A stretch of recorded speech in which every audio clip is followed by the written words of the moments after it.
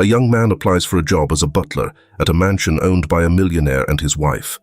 One day, the millionaire comes home and goes crazy when he sees... Michael stepped into the estate grounds, his boots sinking slightly into the damp earth. A chill ran down his spine, not from the cold, but from something unseen, something woven into the very bones of this place. And then, he saw her.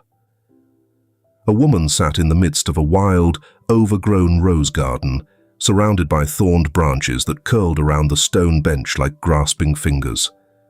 Her pale hands rested lightly in her lap, her spine held too straight, too stiff.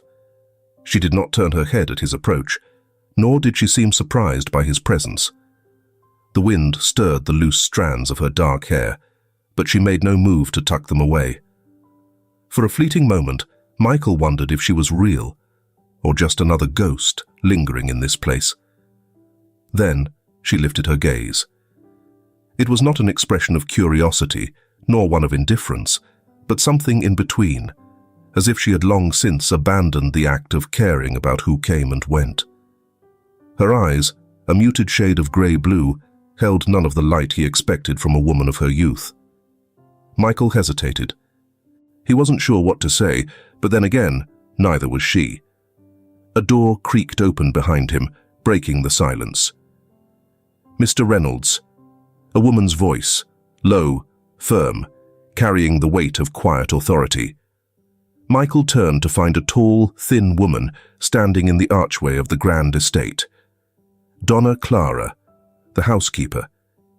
She was dressed in simple black, her silver hair wound into a tight bun at the nape of her neck.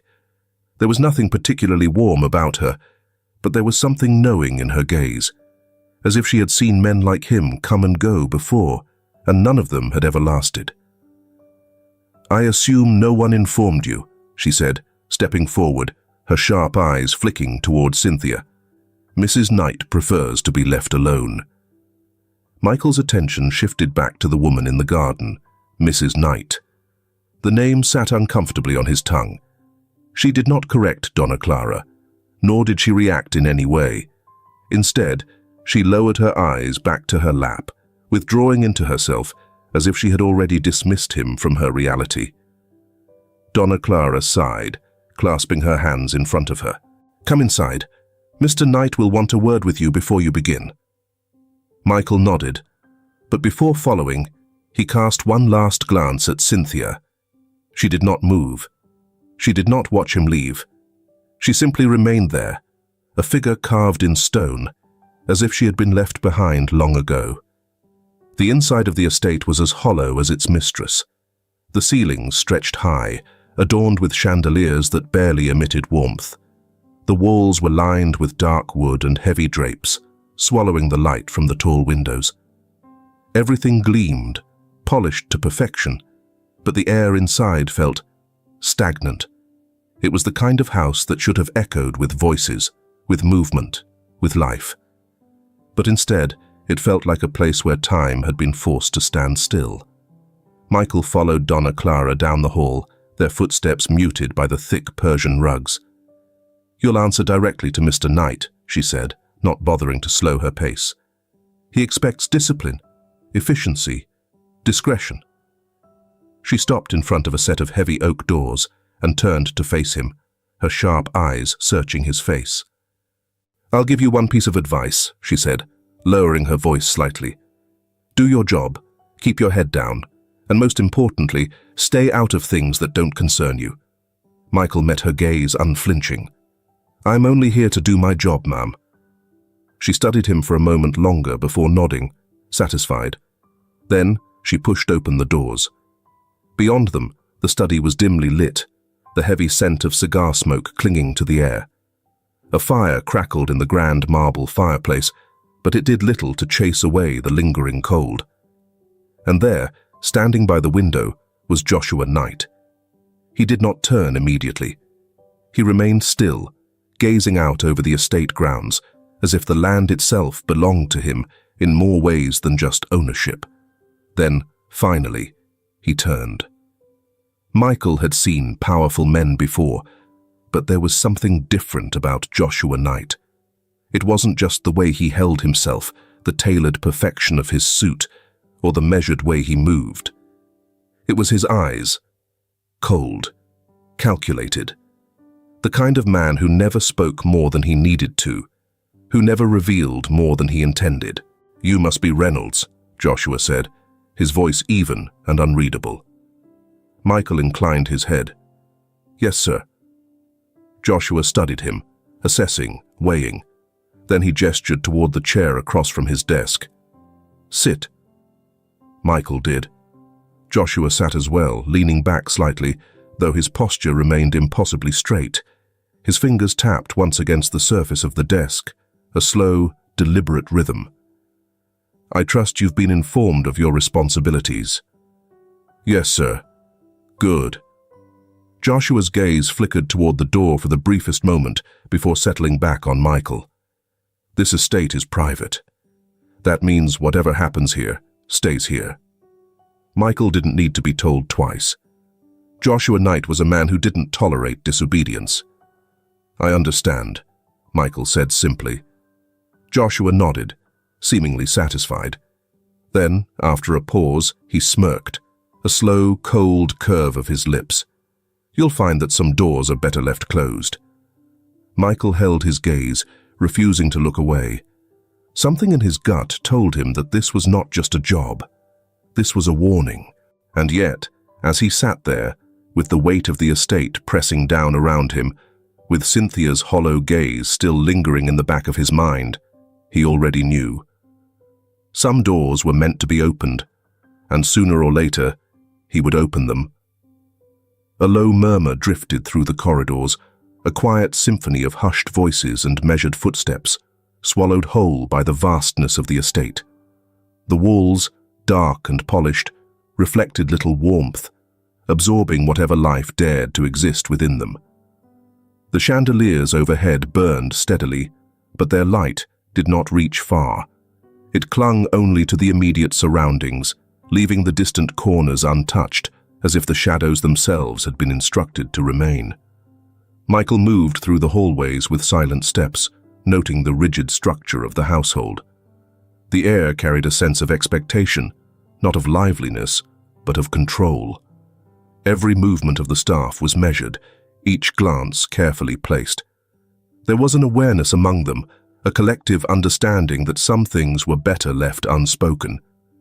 Then there was her, Cynthia. She drifted through the halls like a whisper, her presence acknowledged only in the subtlest of ways. No one greeted her, no one stopped her. And yet, she was never truly alone.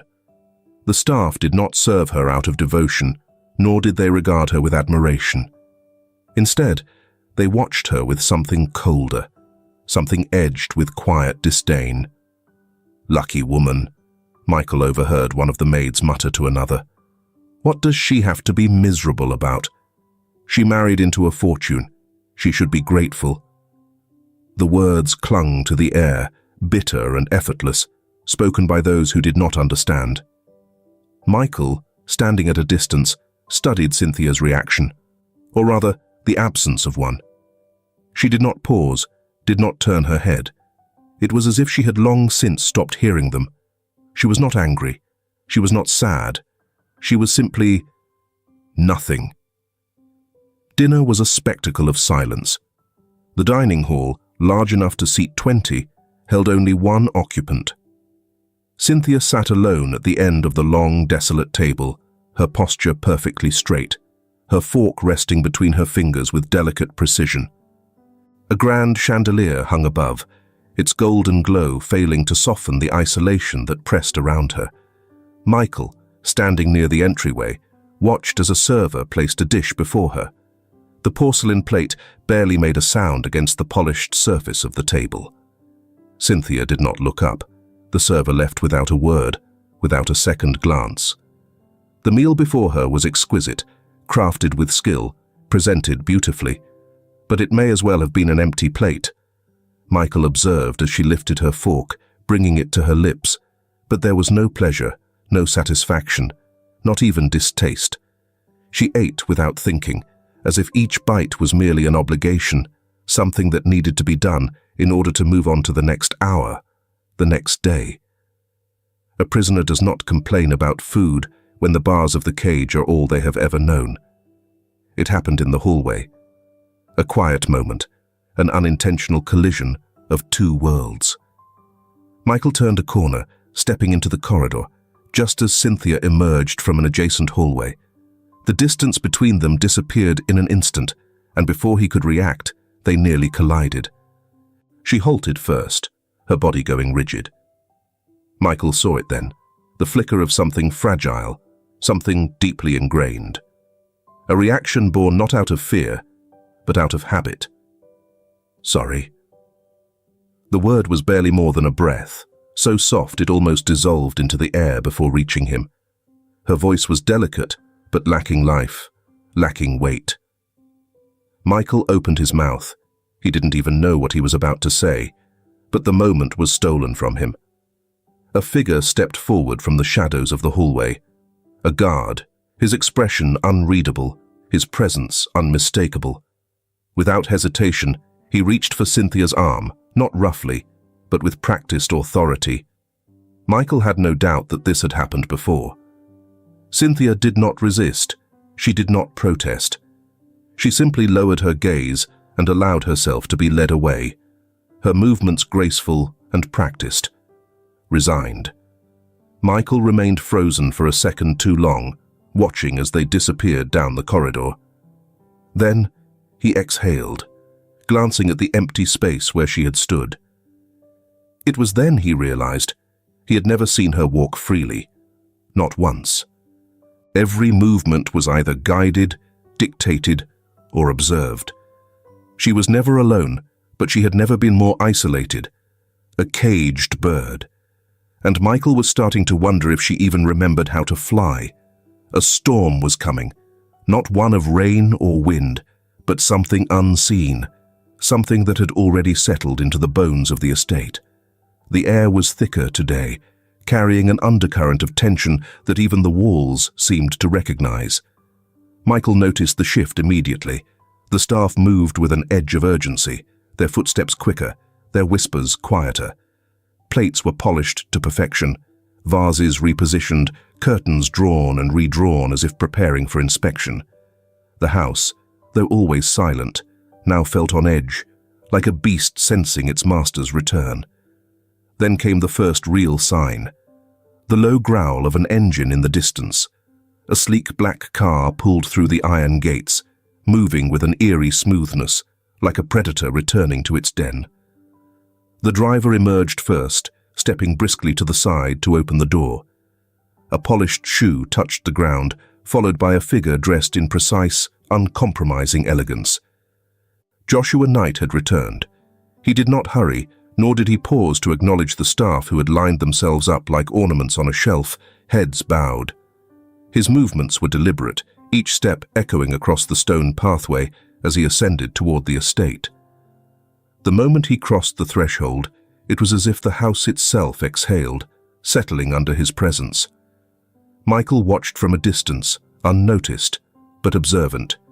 So this was the man who owned everything. Joshua's presence was not loud, nor did he carry himself with the arrogance of a man who needed to prove his authority. He simply existed, and that was enough. Enough to command. Enough to suffocate. The dining hall was illuminated by the flickering light of chandeliers, their golden glow failing to soften the oppressive silence. Michael stood near the far end of the room, not as a guest but as an observer, blending into the edges of the space. Joshua sat at the head of the long, imposing table, exuding the calm authority of a ruler surveying his kingdom. His suit was immaculate, his posture effortless. He poured himself a glass of red wine, the liquid swirling in slow, mesmerizing rotations before he took a sip. Cynthia sat at the other end of the table. She had been positioned there, not seated by choice. She held herself perfectly still, her hands resting lightly in her lap.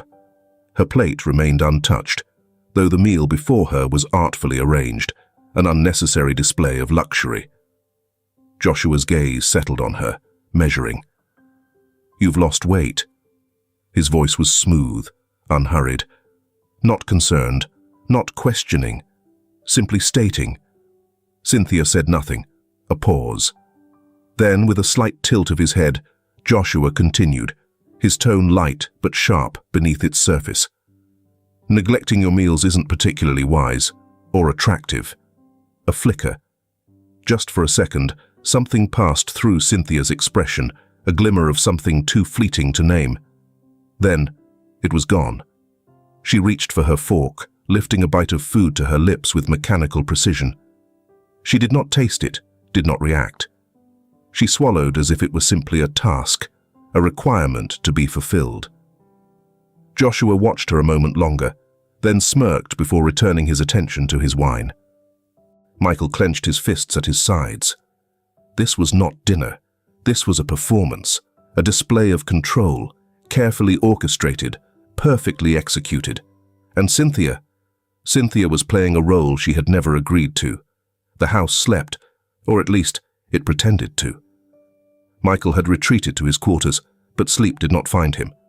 Instead, he sat at the edge of his bed, staring at the window, the moonlight stretching thinly across the floor. Then he heard it. A voice. Not loud, but distinct. Joshua. Michael stood slowly, moving toward the door. He did not open it, but he listened. The voices were muffled, but the tone was unmistakable. Joshua's voice, low, smooth, cutting. Cynthia's, softer, measured, pleading. Michael frowned. He had never heard her plead before. The conversation was too distant to decipher, but the tension in their voices carried through the walls.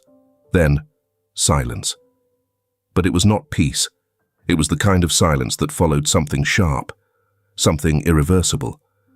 Michael's fingers tightened around the door handle, the instinct to step out, to intervene, crawling beneath his skin. But then, a sound stopped him cold.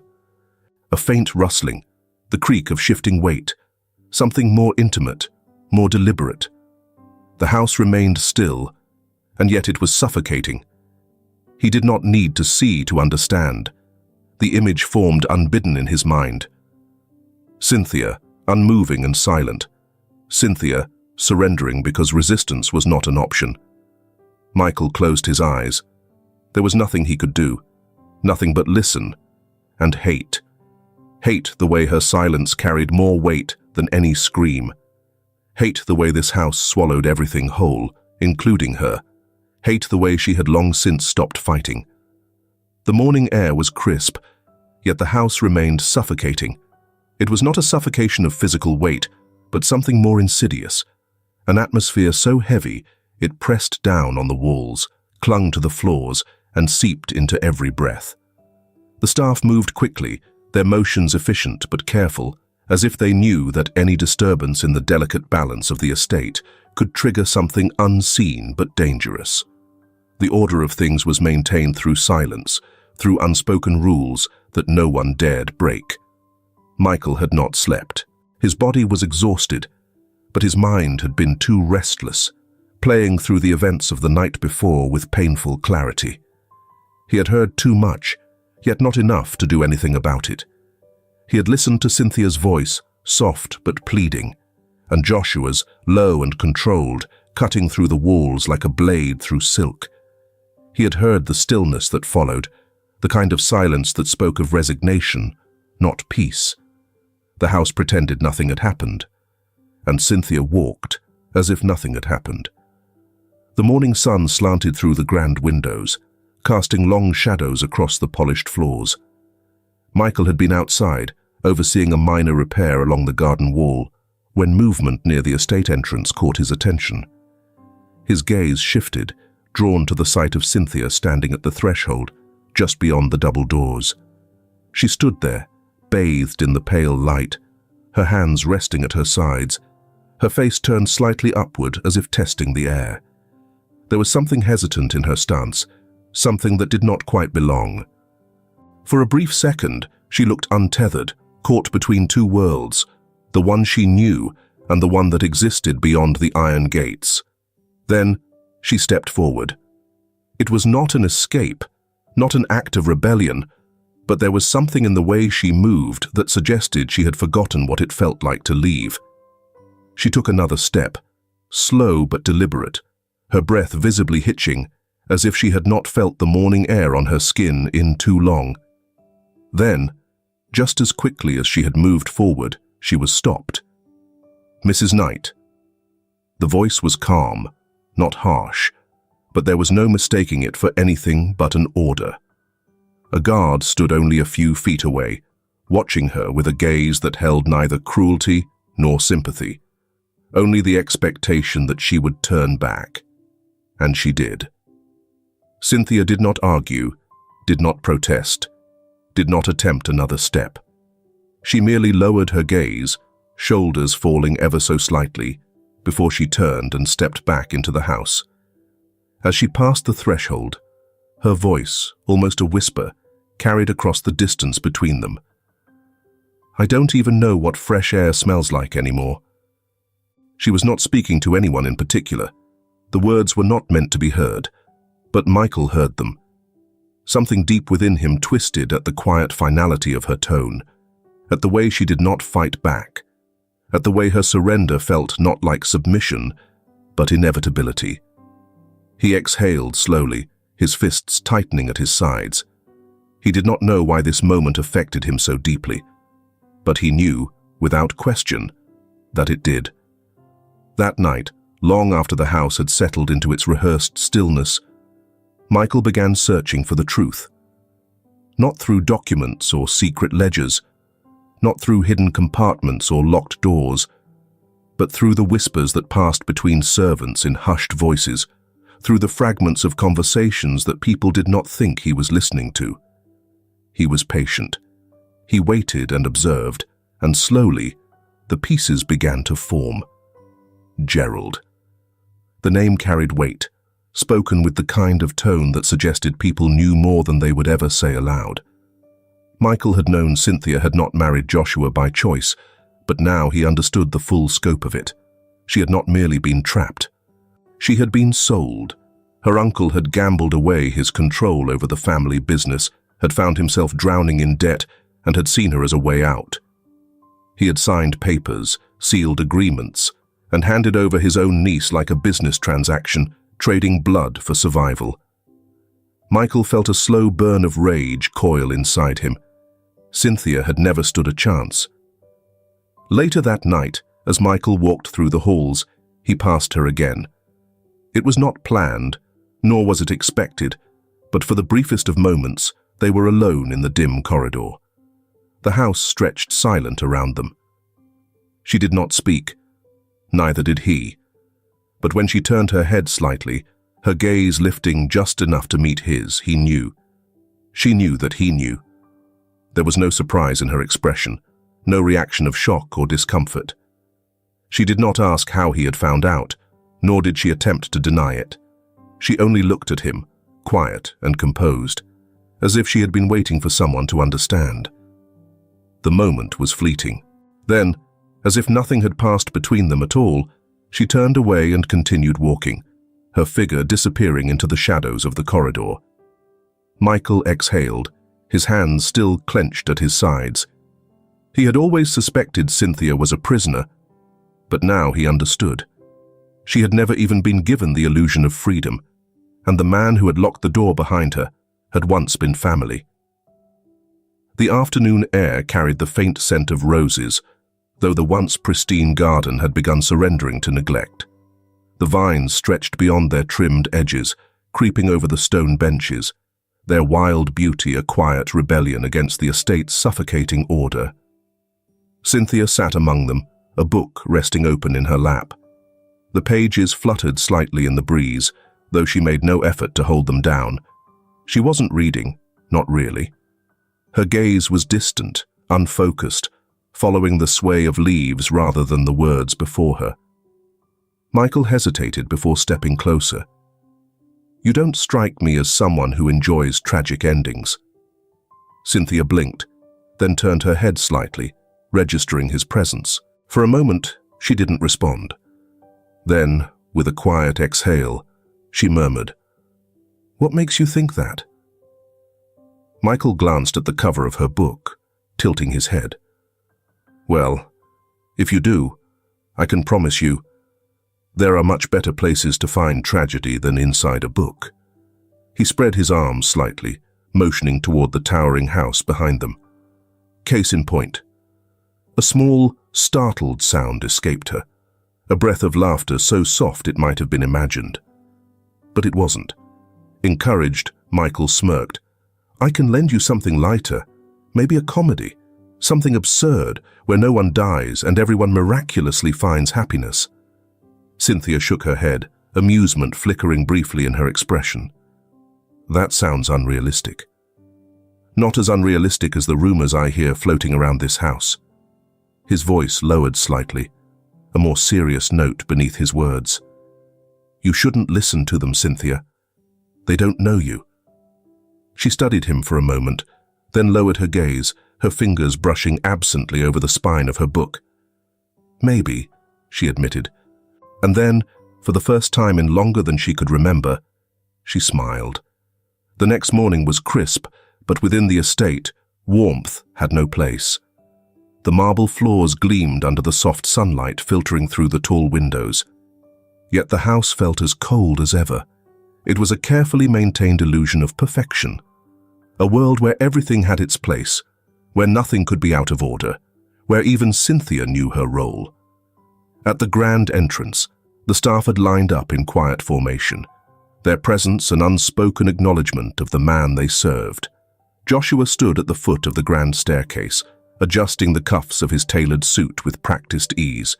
His expression was composed, his movements fluid, exuding the effortless authority that had long ago become second nature to him. Then Cynthia appeared. She moved gracefully down the staircase, her long dress flowing behind her in soft ripples.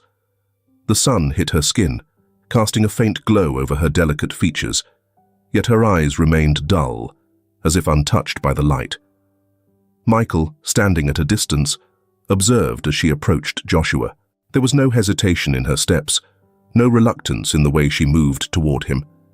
It was a performance, one she had rehearsed well. She reached him, standing close, her fingers adjusting the knot of his tie with practiced precision. It was a gesture intimate in appearance, but devoid of any real emotion. Joshua allowed it, tilting his chin slightly as she smoothed the fabric down, her hands steady, her expression unreadable. For a moment, the world seemed to pause. Then Joshua leaned in, pressing a brief, deliberate kiss to her forehead. Cynthia did not flinch. She did not pull away, nor did she lean into the touch. Instead, she remained perfectly still, her lips curving into a small, practiced smile, one that did not quite reach her eyes. The staff saw devotion. Michael saw resignation. "Be good, my love," Joshua murmured, his voice low, just enough for her to hear. Cynthia's smile did not falter. "Of course," she replied softly. Joshua smirked, seemingly satisfied. Without another word, he stepped away, his polished shoes clicking against the floor as he exited the estate, his entourage following closely behind. The moment he disappeared beyond the gates, the house exhaled, and Michael moved. He had waited for this. He had studied the estate, learned its patterns, and memorized the movements of the guards and the schedules of the staff. He knew how long Joshua would be gone. This was his only chance. The door to Joshua's study was locked, but Michael had anticipated that. The lock was expensive, meant to deter thieves, but Michael was not a thief. He was looking for the truth. With a quiet precision, he worked the mechanism, listening for the faint click that signaled success. A second later, the door creaked open. The study was immaculate, a reflection of its owner, precise, controlled, meticulously curated. The scent of leather and faint cigar smoke lingered in the air, mixing with the subtle notes of expensive cologne. The bookshelves were lined with volumes of law, finance, and history, power bound in ink and paper. But Michael was not here for books. He moved swiftly, his fingers trailing along the edges of the mahogany desk. He checked the obvious places first, the drawers, the cabinets. But Joshua was not careless. What Michael sought would not be so easily found.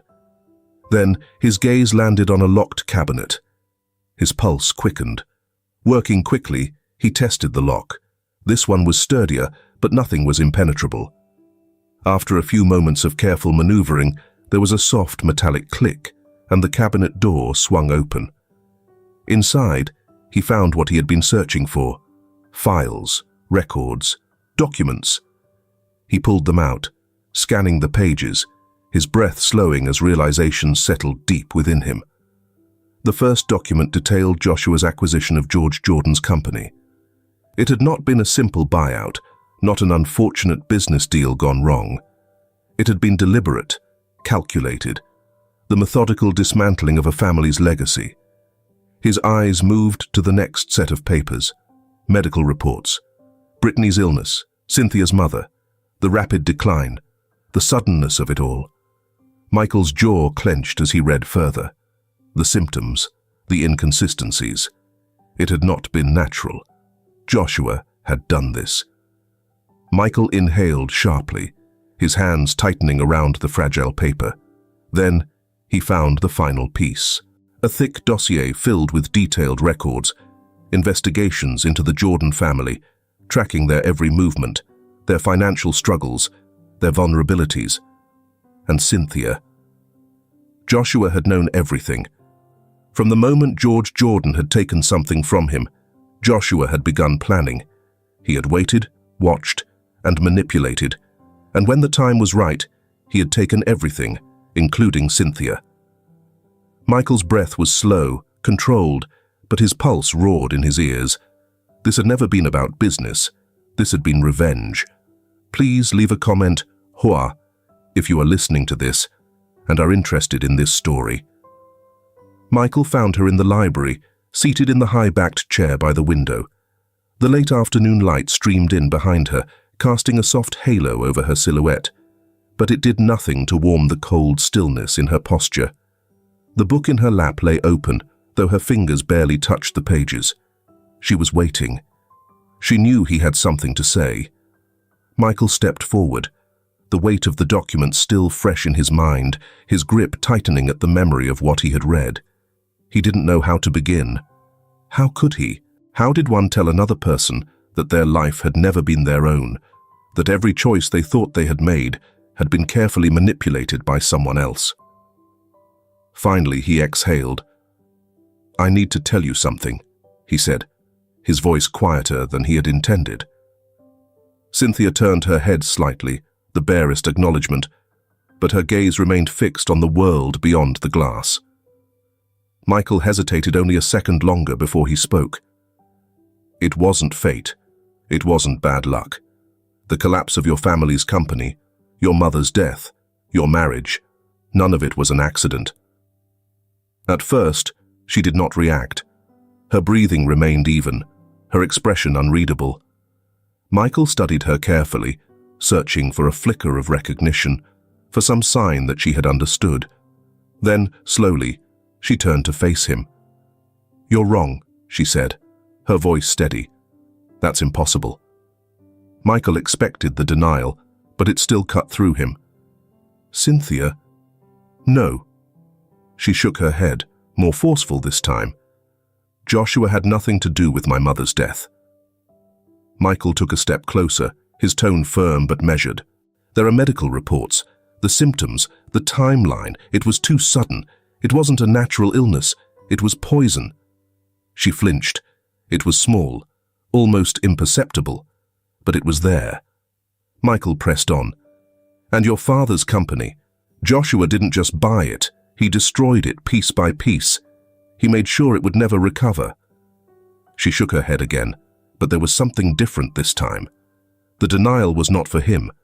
It was for her. "No," she whispered, her hands gripping the armrests. "That's not—" But even as she spoke, something in her voice wavered, because it made sense. The quiet triumph in Joshua's eyes every time he looked at her. The way he never truly needed her love, only her presence. the way he had stripped everything away before offering himself as the only thing left. It made sense. Cynthia's breath came uneven now, her hands trembling as she brought them to her lap. Michael didn't speak. He let her sit with it, let her battle against the realization clawing its way to the surface. Finally, after what felt like an eternity, she whispered, "Why would he do this?" Michael's voice was low. "I'm not sure. Maybe because of some grudges in the marketplace." Silence stretched between them. Cynthia's gaze dropped to the floor, unfocused. Then, almost absently, she let out a small, broken laugh, hollow, bitter, laced with something close to disbelief. "All this time," she murmured, shaking her head slightly. "And I thought I was his wife." Michael's stomach tightened at the way she said it. Not angry, not tearful, just empty. That evening, Cynthia took her usual seat at the far end of the long dining table. The chandeliers burned overhead, their golden light flickering against the polished wood, casting shadows that seemed to stretch and curl around the edges of the room. Joshua entered as he always did, composed, confident, entirely in control.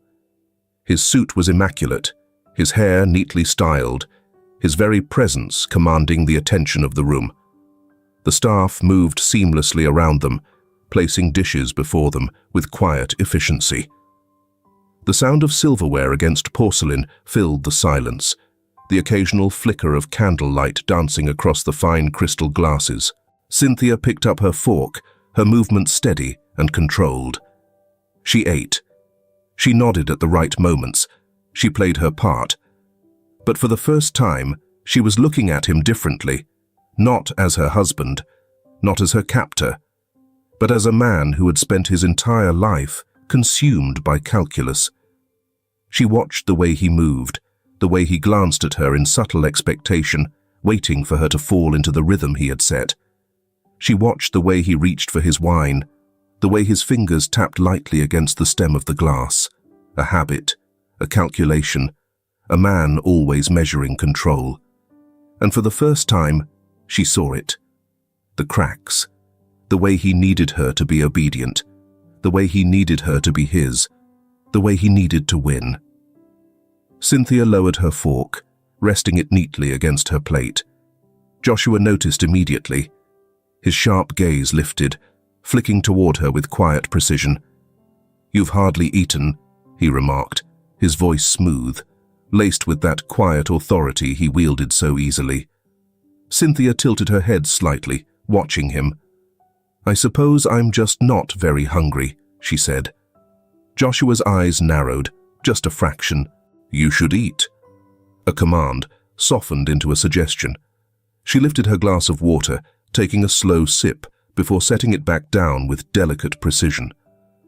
"I should," she murmured, nodding as if considering it. "But I won't."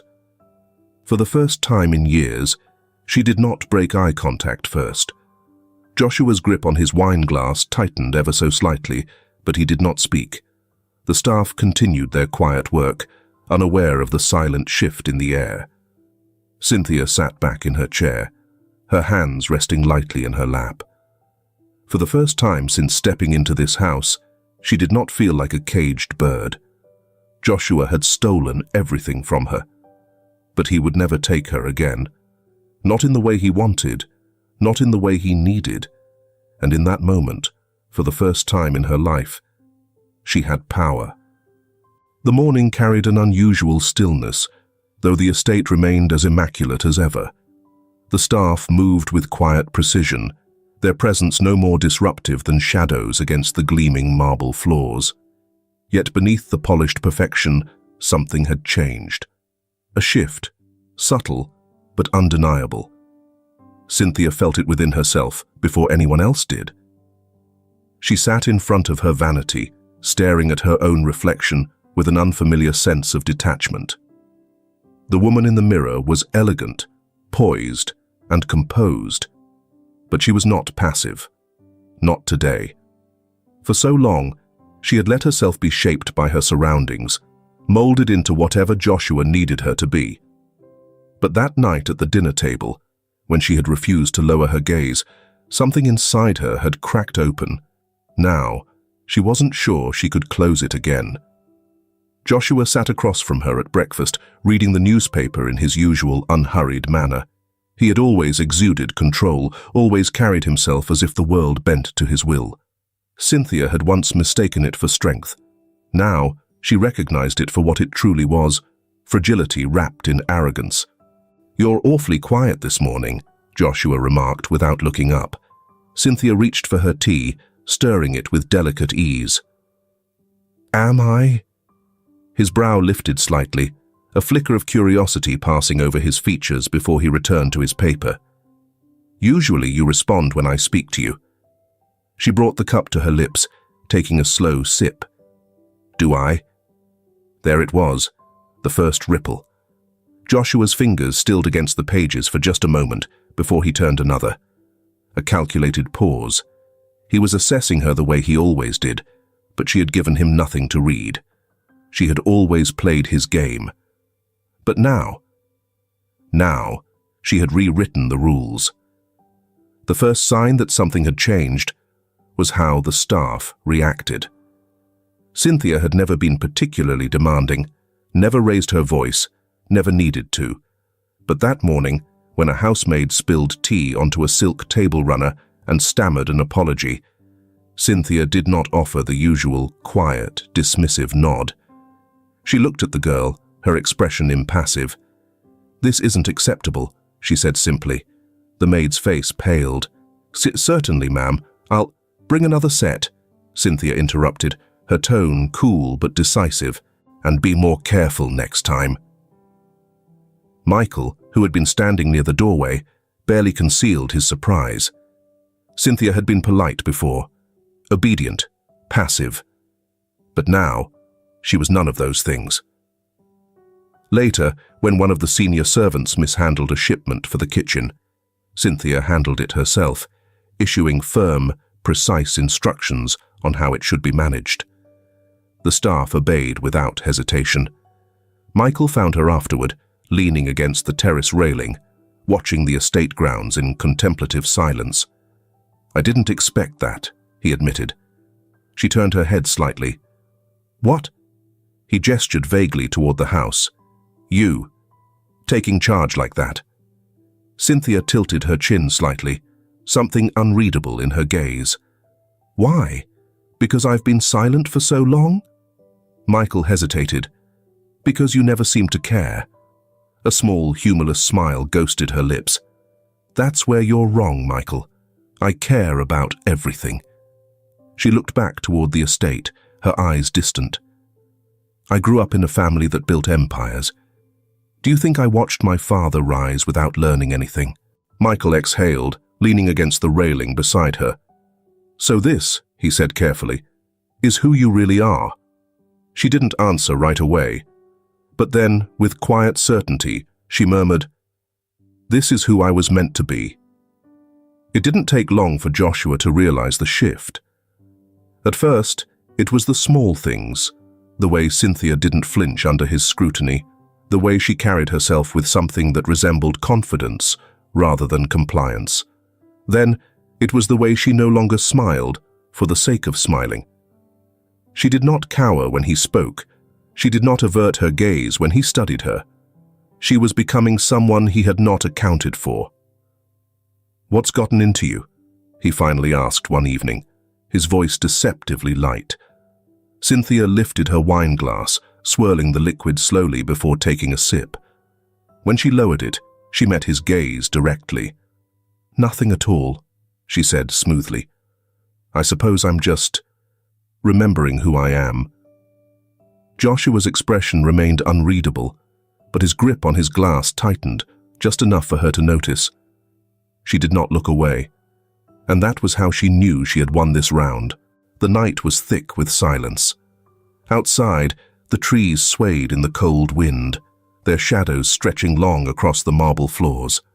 The estate, always imposing, always suffocating, felt smaller now, the walls pressing in, not on Cynthia, but on the man who had built them. Joshua was already waiting when she entered the bedroom. He sat on the edge of the bed, fingers steepled together, his expression unreadable in the dim light. The weight of unspoken words filled the space between them. "You've been different lately," he said at last, his voice calm but edged with something dangerous.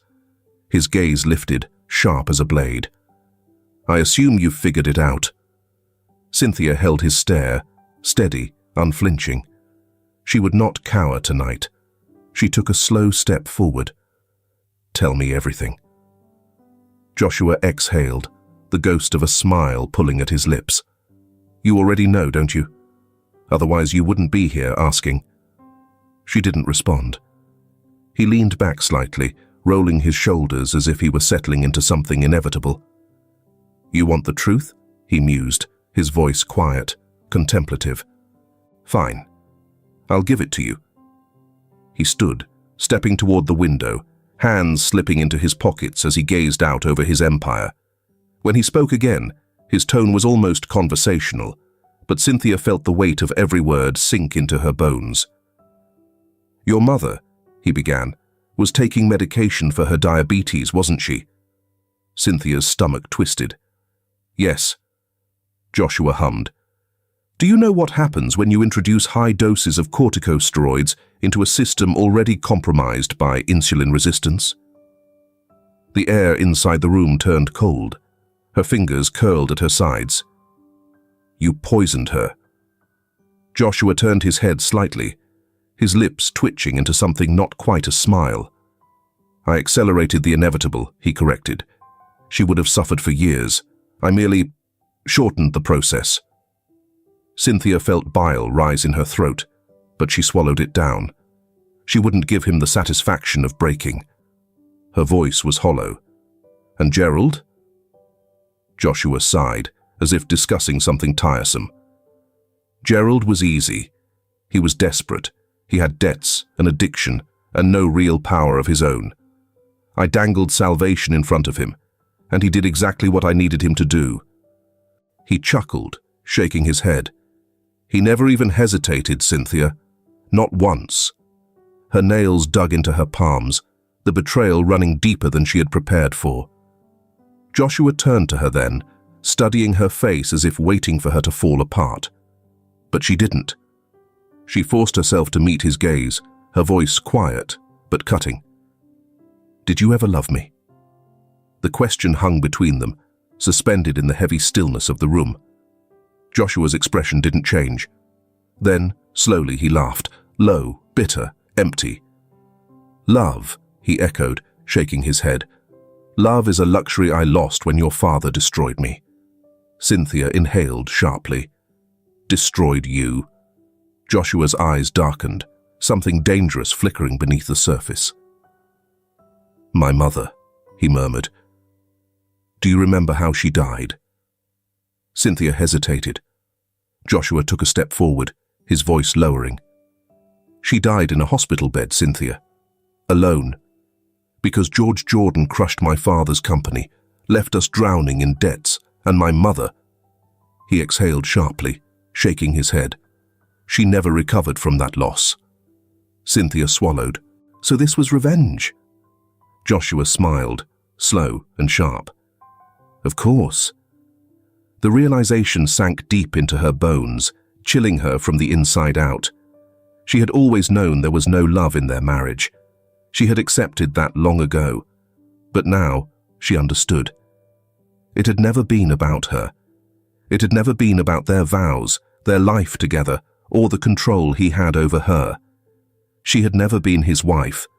She had been his final move, his final piece of vengeance against a man who had died without suffering enough. Cynthia let out a slow breath. "You don't even see me, do you?" Joshua's smirk faltered. She took a step closer, tilting her head slightly. "You never did. I was just another way to hurt him. Even after he was gone, you needed something to hold on to, and I was convenient." Joshua's jaw tensed. "Careful, Cynthia." But she only smiled. Not sweetly, not cruelly, just knowingly. For the first time she saw him clearly.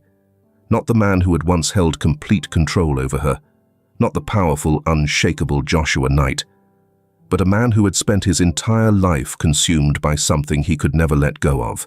And now, it had consumed him too. Cynthia stepped back. Her voice was calm, steady, and absolute. "I was never your wife," she murmured. "I was just part of your revenge." Joshua didn't answer. For the first time since she had known him, he had nothing to say. The silence stretched, suffocating, and final. Cynthia turned and walked away, leaving him standing alone in the cold glow of the moonlight. And as she closed the door behind her, she felt it. The weight of the past finally slipping from her shoulders. She had lost everything. But now, for the first time, she was ready to reclaim herself. The drive back from the gala was suffocating. Cynthia sat in the passenger seat, her gaze locked on the passing city lights, her mind a storm of tangled emotions. Joshua's hand rested on the steering wheel, his posture relaxed, but she could see it. The tension in his grip, the way his jaw remained clenched, how the silence between them wasn't comfortable, but coiled, waiting to snap. The evening had been like every other corporate function. Cold conversations wrapped in polite pleasantries, glasses raised in toasts that held no meaning. But tonight, for the first time, Cynthia had not played the role Joshua expected of her. She hadn't leaned into him when he placed a possessive hand on her waist. She hadn't smiled when he introduced her as his wife. She had been there, but she had not belonged to him. And he had noticed. When they arrived at the estate, Joshua stepped out first, buttoning his suit jacket with slow, measured movements. Cynthia followed, her heels clicking softly against the pavement. As they ascended the grand steps, his phone buzzed in his pocket. Joshua glanced at the screen and exhaled sharply. "Go inside," he instructed. "I need to take this." Cynthia hesitated only a moment before turning toward the house. The door swung open as she entered the dimly lit hallway, her breath unsteady. She didn't notice Michael until she almost walked past him. "You're back early," he observed, his tone careful. Cynthia stopped, startled, but quickly composed herself. Joshua cut the evening short. Michael studied her, his expression unreadable. "And how are you?" A simple question, but it nearly unraveled her. She should have answered with an automatic, "I'm fine." It was what she had always done. But tonight, standing before the one person who saw through the lies, she found herself incapable of saying it. Instead, her lips parted, and something in her eyes betrayed her. Michael's expression darkened. "Cynthia." Before he could finish, heavy footsteps echoed from the entrance. Joshua. His gaze locked onto them immediately. The brief conversation, the way Cynthia stood too close, the way Michael's expression was far too soft. The air inside the room dropped to freezing. Joshua's eyes narrowed, suspicion twisting into something uglier. "What exactly is going on here?" Cynthia turned fully, sensing the danger before it erupted. "Nothing," she said quickly. "Michael was just—" Joshua stepped forward, his movements slow, controlled. "Just what?" His gaze flicked between them before settling on Michael, his expression unreadable. Michael held his ground. "I was checking in on her." Joshua let out a breath, an empty chuckle that held no humor. "Checking in?" His voice remained smooth, but Cynthia recognized the way his hands curled slightly at his sides. Then he looked at her. His gaze burned, his anger quiet but sharp. "And you let him?" Cynthia stiffened. "You're overreacting." Joshua exhaled sharply, shaking his head before laughing, low and bitter. Of course. He turned to Michael. "You've overstepped." Michael's expression remained unreadable. "If you say so." Joshua took another step forward. "I want you gone." Cynthia's heart clenched. "Joshua, don't." That was the mistake. The second the words left her lips, his entire body stilled. Slowly, Joshua turned back to her. His gaze, once burning with anger, now flickered with something colder. "Don't?" he repeated, voice barely above a whisper. Cynthia knew she had just confirmed his worst fear. She cared. Not about him. Not anymore. But about Michael. The explosion was inevitable. Joshua moved first, grabbing Michael by the collar and slamming him against the nearest wall. Cynthia gasped, rushing forward, her hands reaching for Joshua's arm. "Stop it!" she cried. Michael shoved him back, his jaw tight. "You're losing it." Joshua's eyes flashed. "She's my wife." Cynthia stepped between them, pressing her hands against Joshua's chest, forcing distance. "Joshua, stop this," she said firmly. But it was too late. Michael barely had time to react before Joshua shoved him again, harder this time. He stumbled, his back hitting the edge of a side table before he crashed to the ground. Cynthia gasped, her heart lurching. She didn't think. She only moved. She dropped to her knees beside Michael, her hands reaching for him instinctively. "Are you okay?" Michael winced but nodded. Then, silence. A deadly, suffocating silence. Cynthia turned her head, realizing what she had just done. Joshua stood frozen, his eyes locked onto her, onto the way she knelt before another man, the way her hands hovered over Michael's arm, the way her concern wasn't for him. Something inside him snapped. Joshua reached for his gun. Cynthia barely had time to register the movement before he raised it, the polished barrel reflecting the dim light of the chandelier. Michael tensed, his eyes flicking toward Cynthia before returning to Joshua. Cynthia inhaled sharply. "Joshua, don't." Joshua's grip tightened. "He doesn't belong here," he murmured. "Then I'll go with him," Cynthia whispered. Joshua's jaw clenched. His hands trembled. He had spent years controlling everything, ensuring that Cynthia belonged to him, that she had nowhere else to go, that she would always remain in the world he had built for her. But now, she was choosing someone else. The gun wavered slightly. Then Joshua looked at Michael's hand, still gripping Cynthia's. His lips parted, his breath shallow. "Did you ever love me?" His voice was raw, broken. Cynthia's chest ached. She should have answered quickly. She should have said something to calm him. But she didn't. She hesitated. Joshua's face twisted, his expression unreadable, grief and rage colliding into something unrecognizable. And then, in the space between heartbeats, he turned the gun on himself.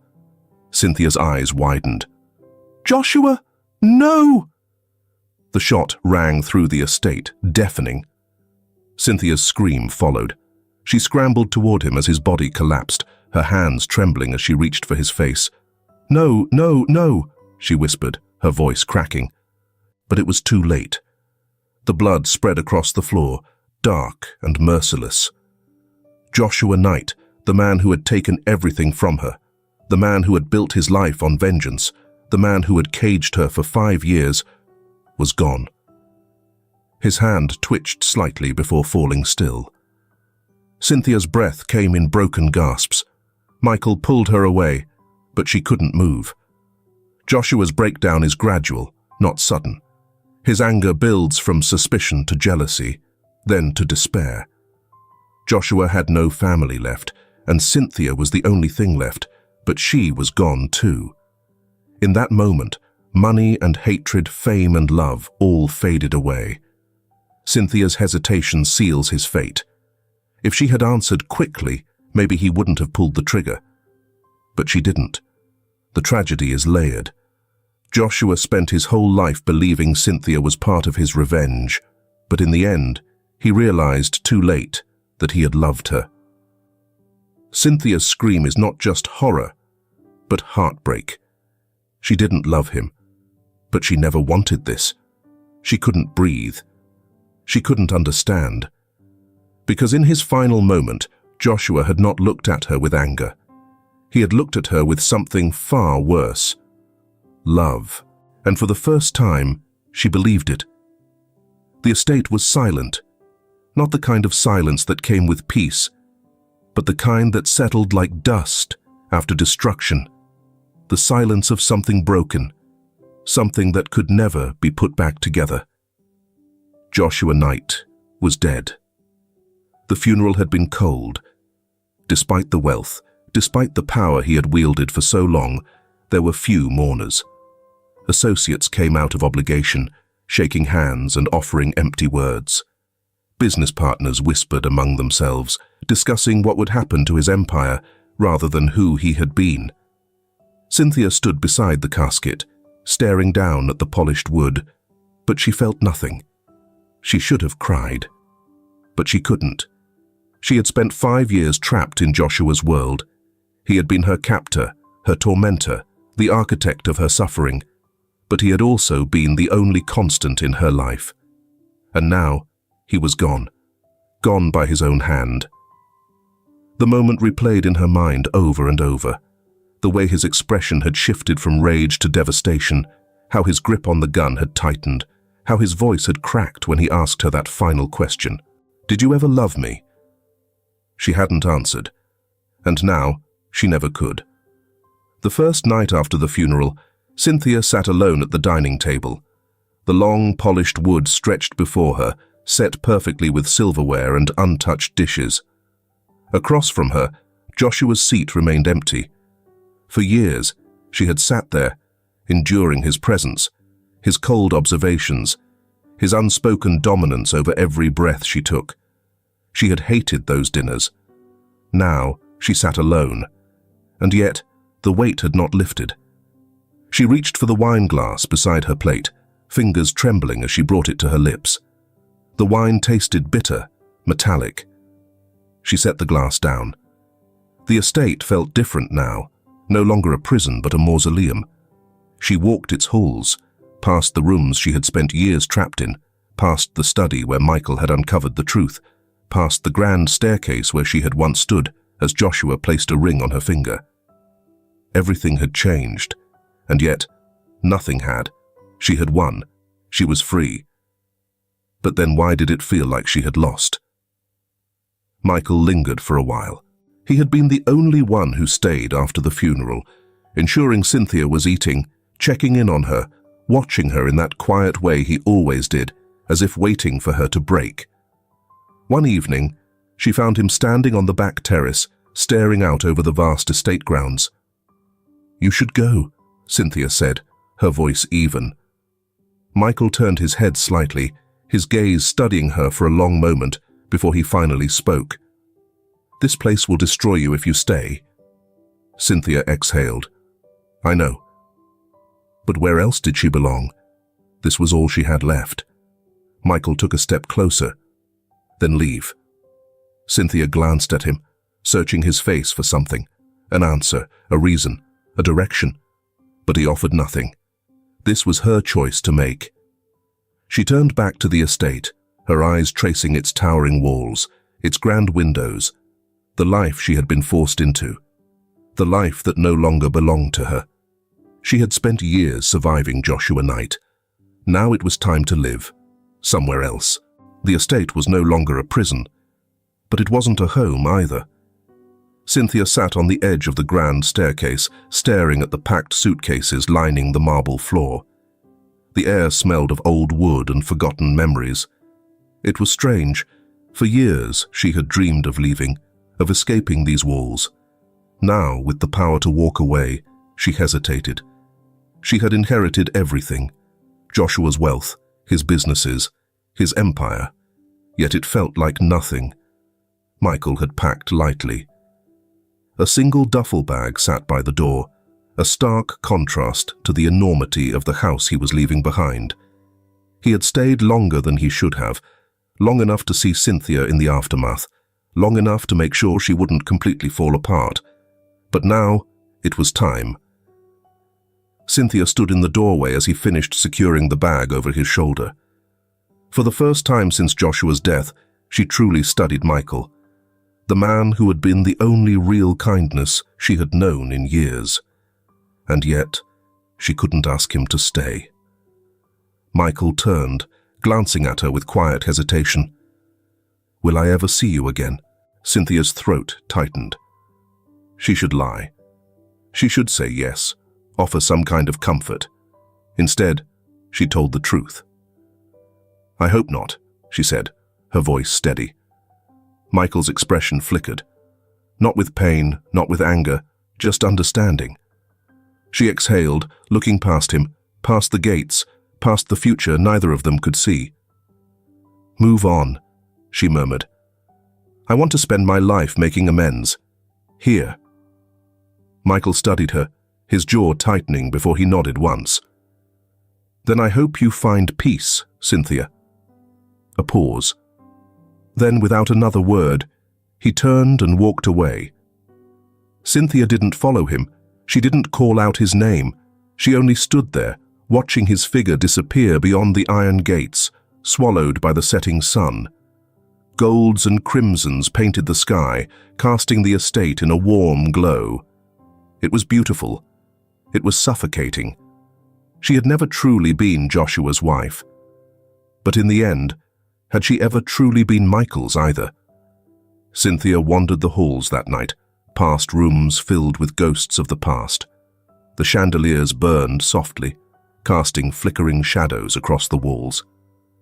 She stopped in the dining room, her eyes drawn to the empty chair across from her usual seat. Joshua's chair. For years, she had sat there, enduring his quiet dominance. He had stripped her of everything, her name, her choices, her freedom. And yet, in the end, he had given her something no one else had. His life. His death. And in that moment, Cynthia finally allowed herself to wonder. Had she loved him? Her fingers curled against the back of the chair. The answer should have been easy. It should have been a resounding rejection of everything he had done. But it wasn't. Maybe. Because Joshua had loved her. Not in the way she had wanted, not in the way she had needed, but in the only way he had known how. And a part of her mourned him. Not for what he had done, but for what he could have been. At dawn, Cynthia stood in front of the estate, watching as the sky shifted from black to blue. She closed her eyes, inhaling the crisp morning air, and when she exhaled, for the first time, she felt truly free.